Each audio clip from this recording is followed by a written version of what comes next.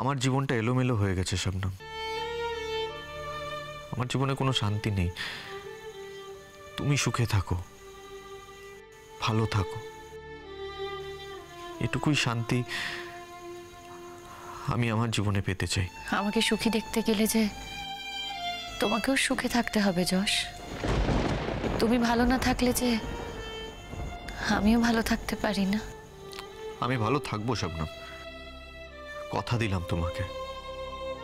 আর কোনো অন্যায় আমি মেনে নেব না। আর সেই কারণেই আমি এখান থেকে চলে যাওয়ার পর একা থাকবো। রোহিণী কি তোমাকে একা থাকতে দেবে? অশান্তি হবে, কিন্তু আমি আর আপোষ করব না। রোহিণী যেটাকে ভালোবাসা বলে মনে করছে সেটা আসলে অধিকার বোধ, ভালোবাসা নয়। রোহিণী আমার খুব ভালো বন্ধু, আমরা খুব ভালো বন্ধু ছিলাম। ও আমার উপর ডিপেন্ড করত সব বিষয়ে, আর এগুলোকেই ও ভালোবাসা বলে ভেবে নিয়েছে। আমার সেরকম কোনো বন্ধু ছিল না। রোহিণী ছাড়া আমার জীবনে সেরকম কোনো ক্লোজ ফ্রেন্ড ছিল না। আর আমি বিয়ের ব্যাপারটাকেও কোনোদিনও সিরিয়াসলি নিইনি। তাই ও যখন জানালো যে ও আমাকে সত্যি খুব ভালোবাসে আর বিয়ে করতে চায়, আমি তখন রাজি হয়ে গেলাম। আমাদের রিলেশনশিপে ডেপথ ছিল না। রোহিণী ভীষণ পজেসিভ, আর আমি ইন্ট্রোভার্ট, শান্তিপ্রিয় মানুষ। তাই আমাদের মধ্যে কোনোদিনও খুব একটা ঝুট ঝামেলা হয়নি। আর আমরা এটাকেই ভাবতাম যে একটা পারফেক্ট ম্যাচ, একটা পারফেক্ট রিলেশনশিপ।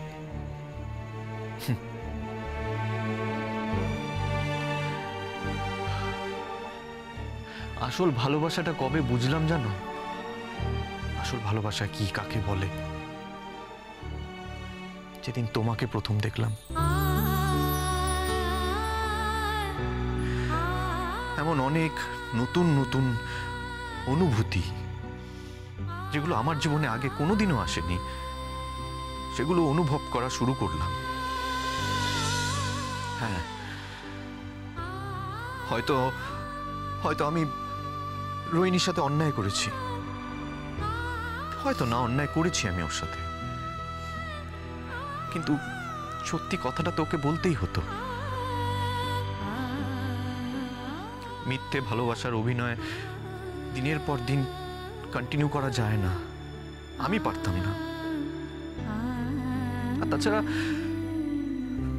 রোহিণী যদি আমাকে বুঝতো, ও যদি সত্যি আমাকে ভালোবাসতো, তাহলে হয়তো আমাকে ছেড়ে দিত, আমাকে ছেড়ে চলে যেত। কিন্তু না, ও ওর অধিকার থেকে সরবে না, আমার সাথে একটা ভালোবাসাহীন জীবন কাটাবে। তবুও নিজের জন্য একটা নতুন জীবন বেছে নেবে না। বুঝলই না মেয়েটা বুঝলই না যে এই সব করতে গিয়ে ও নিজেকে সবকিছু থেকে বঞ্চিত করলো। ও যদি এসব না করত, নিজেকে যদি আমার সাথে এভাবে আটকে না রাখতো, তাহলে আজকে একটা ভালো মনের মানুষের সাথে খুব ভালো সংসার করতে পারতো। দেখো যশ, সবার কাছে না ভালোবাসার সংজ্ঞাটা আলাদা। রোহিণীর কাছে ভালোবাসার সংজ্ঞা আলাদা, আমার কাছে আলাদা। রোহিণীদের কাছে ভালোবাসা মানে তাকে আটকে রাখা। ও হয়তো এটাতেই কমফোর্টেবল।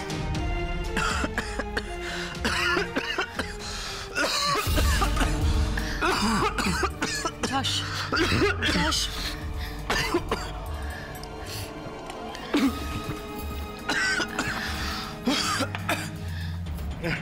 এত কথা বলো না,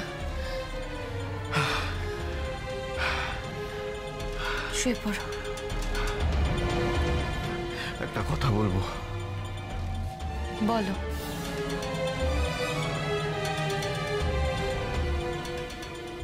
এটা কি তোমার সেই কিছু না কথাটা? হ্যাঁ, মনে যা আছে বলে ফেলো। আমার একটা ইচ্ছে আছে। শুনি আগে তোমার ইচ্ছে। তুমি কিছু মনে করবে না তো? আগে তো তোমার ইচ্ছেটা বলো। মনে করব কি করব না সেটা নয় পরে দেখব।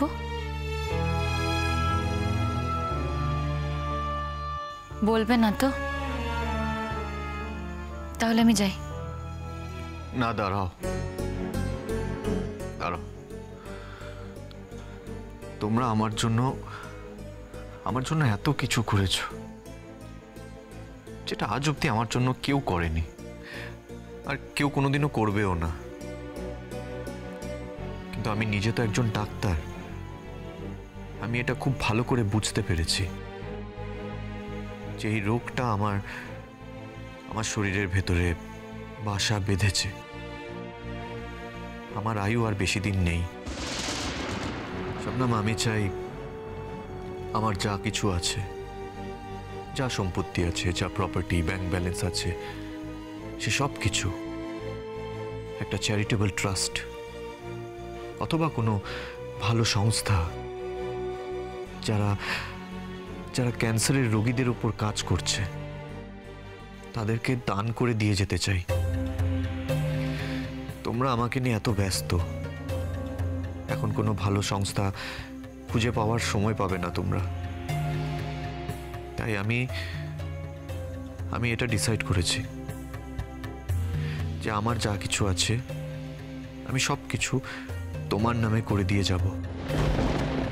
পরে তুমি যখন সময় পাবে, একটা ভালো সংস্থা খুঁজে পেলে তাদের নামে আমার সব সম্পত্তি দান করে দিও। এত কিছু করেছো আমার জন্য তোমরা, এত কিছু। লাস্ট এইটুকু আমার জন্য করে দিও প্লিজ।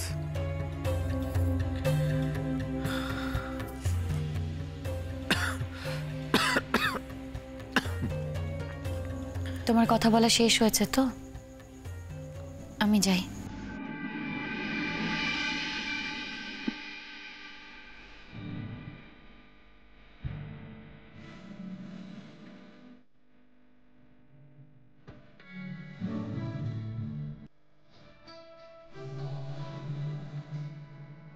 যখন পড়বে নাম বাইরে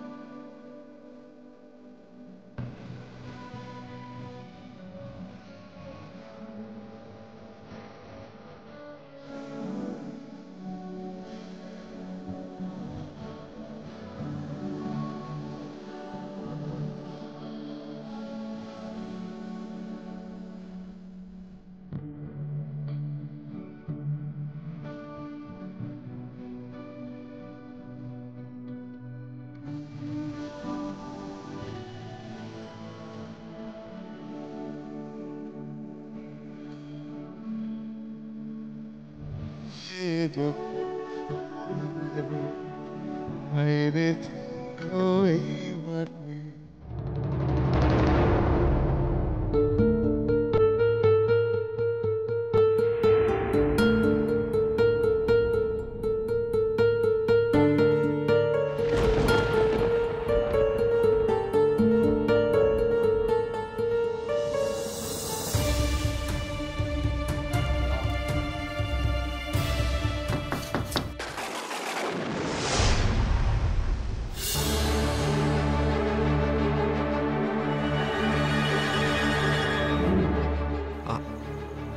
আসুন আন্টি। না, মা যশের সবে খাওয়াটা শেষ হলো, আমি এখনই যাচ্ছিলাম।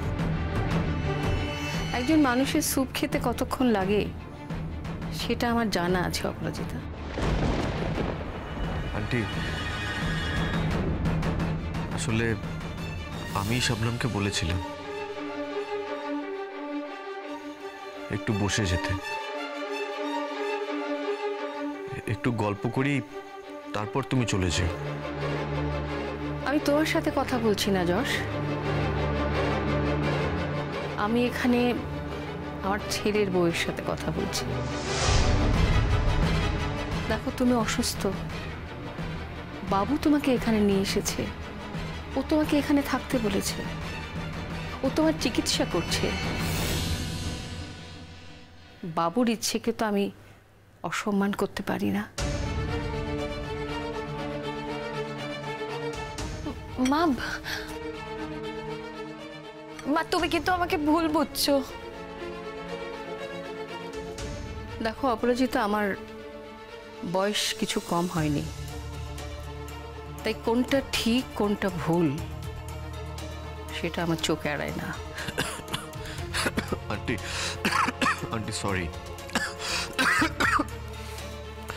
সরি আন্টি, দোষটা আমার। প্লিজ আপনি শবনমকে ভুল বুঝবেন না। যশ, আমি তো তোমার সাথে কথা বলছি না, তুমি তাড়াতাড়ি সুস্থ হয়ে ওঠো। তবে হ্যাঁ, আমি যখন আমার ছেলের বইয়ের ঘরে ঢুকি তখন ঢোকার আগে নক করি। আমাকে মাথায় রাখতে হবে এখন থেকে তোমার ঘরে ঢুকতে গেলেও আমায় নক করে আসতে হবে। মা, আসলে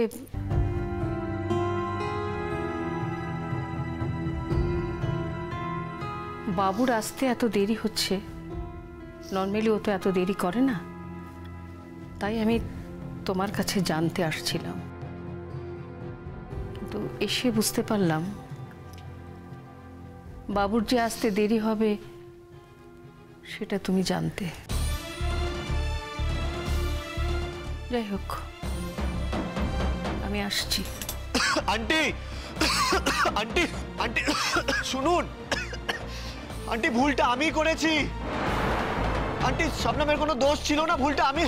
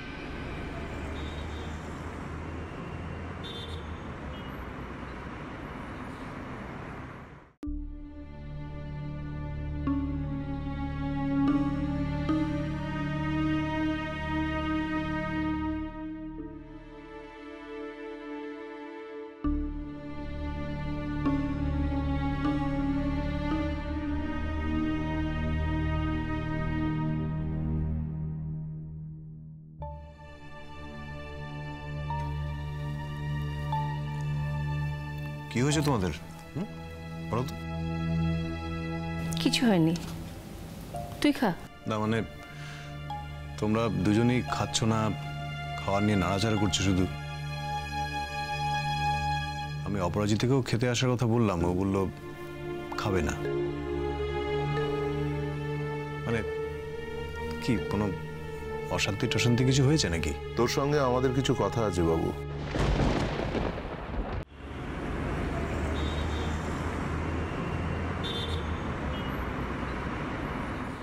তোর সঙ্গে আমাদের কিছু কথা আছে বাবু। আহ, ছেলেটা সারা দিন খেটে খুঁটে সবে খেতে বসেছে, এখনই তোমাকে সব বলতে হবে? ওকে কি শান্তি মতো তুমি একটু খেতে দেবে না? না, আমার কোনো অসুবিধা হবে না। তোমাদের যা বলার বলতে পারো। ঠিক আছে, তুই খেয়ে নে, তারপর বলছি। আমি খেতে খেতে শুনছি, বলো। আজ পর্যন্ত তোমার কোনো ইচ্ছা বা কাজে আমি এবং তোমার মা কোনো বাধা দিইনি, কিন্তু এবার হয়তো তোমার সঙ্গে আমরা একমত হতে পারছি না। আমাদের মনে হচ্ছে তুই যেটা করতে যাচ্ছিস সেটা চরম ভুল, আর সেটা ভবিষ্যতে তোরই বিপদ ডেকে আনবে। বাবু, সেই ছোট্টবেলা থেকে তুই নিজের কথা না ভেবে আগে অন্যের কথা ভেবেছিস। আর এই ব্যাপারে আমরা কখনো তোকে কোনো বাধা দিইনি, বরং তোকে উৎসাহ দিয়েছি। কেন জানিস? কারণ এই গুণটা সবার মধ্যে থাকে না, যেটা তোর মধ্যে আছে। কিন্তু এবার তো তোর এই ভাবনাটাকে আমরা মেনে নিতে পারছি না, আর আমরা সেই কারণেই তোর পাশে থাকতে পারছি না। তোকে যদি আমরা বাধা না দিই, বা তুই যদি আমাদের কথা না শুনিস, বাবু, অচিরেই কিন্তু একটা সংসার ভেঙে যাবে। মানে কি এমন হয়েছে যে তোমরা এসব কথা আমায় বলছো? ঠিক কি হয়েছে সেটা আমি তোকে বলতে পারবো না, কিন্তু বাবু, একটা কথা শোন, তুই যশকে না এখানে আর রাখিস না। মানে হঠাৎ তোমরা এই কথা কেন বলছো? তোমরা তো জানো যে ওর বাড়িতে, মানে ওখানে গেলে ও ভালো থাকবে না, ও বাঁচবে না। একদিন না একদিন ওকে তো ফিরতেই হবে বাবু।